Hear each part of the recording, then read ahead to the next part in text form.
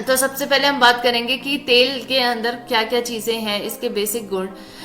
तो देखिए, हर तेल, कोई भी तेल हो, सरसों का तेल है या राइस ब्रान ऑयल है, हर किसी के अंदर 3 प्रकार के फैटी एसिड्स होते ही होते हैं। जैसे कि सफा, पूफा और मुफा। सफा का मतलब सैचुरेटेड फैट, पूफा का मतलब पॉली अनसैचुरेटेड फैट और मुफा का मतलब मोनो अनसैचुरेटेड फैटी एसिड। ये तीनों प्रकार के फैट तेलों में मौजूद होते ही होते हैं।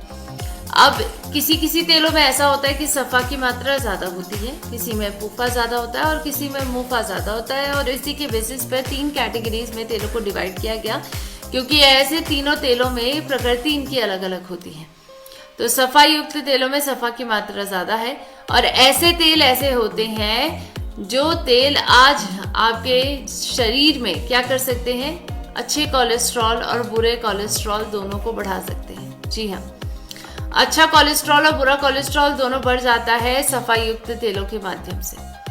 पूफा युक्त तेलों के अंदर प्रकृति ये है कि अच्छा कोलेस्ट्रॉल बुरा कोलेस्ट्रॉल दोनों कम हो जाता है, और मुफा युक्त तेलों की प्रकृति ये है कि अच्छे कोलेस्ट्रॉल पर कोई प्रभाव नहीं डालता है लेकिन बुरा कोलेस्ट्रॉल कम कर देता है।